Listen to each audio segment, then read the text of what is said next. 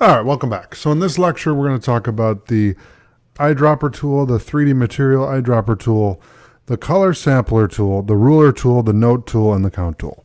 All right, so let's go into Photoshop here where I'm already opened up. And let's go to the eyedropper. So the eyedropper tool samples colors from an image. Okay, so if I click on this, and let me just see what the keyboard shortcut is. So it's the keyboard shortcut is I. Okay, so if I hit V for the move tool and then hit I, now I have the eyedropper. Okay, and if I hit Z, that's the zoom tool, and I click in here, okay, I'm going to zoom in on the kitty here, and then I'm going to hit I for the eyedropper tool. So if I hover over his little eye here and I click, it's going to give me that color. So light gray. If I go to a darker color, let's say this one, okay, then it gives me black. If I click here, it gives me kind of a pink for his pink nose. If I go here, it's more of a like a darker white. Okay.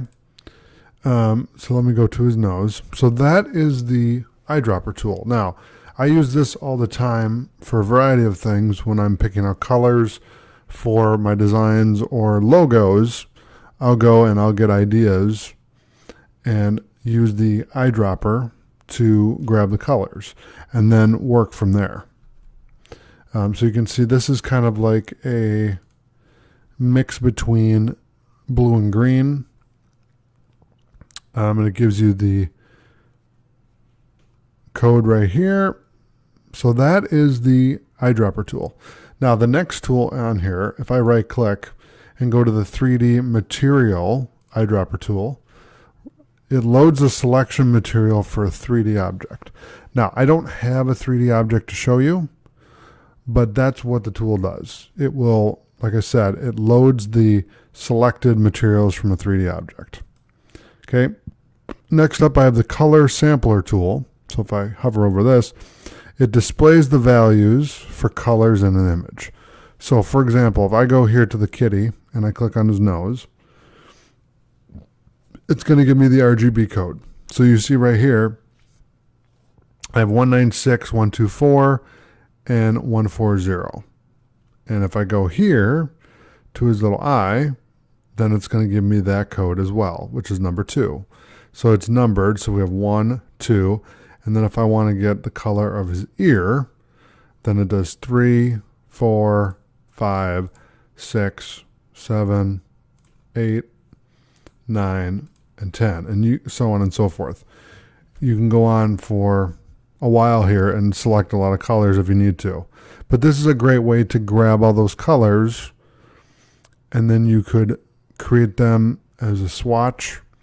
So if I went to the window and went to swatches, we could create a swatch from that like this, and we can make it swatch 1, and then you would just we'd go to number 2 here, and we would actually use the eyedropper for that. Okay, so on and so forth. Okay, so let me close that. Then the next tool we're going to talk about is the ruler tool. So what this is going to do is it's going to give you a measurement. Okay. Now, let me open up the color sampler tool here.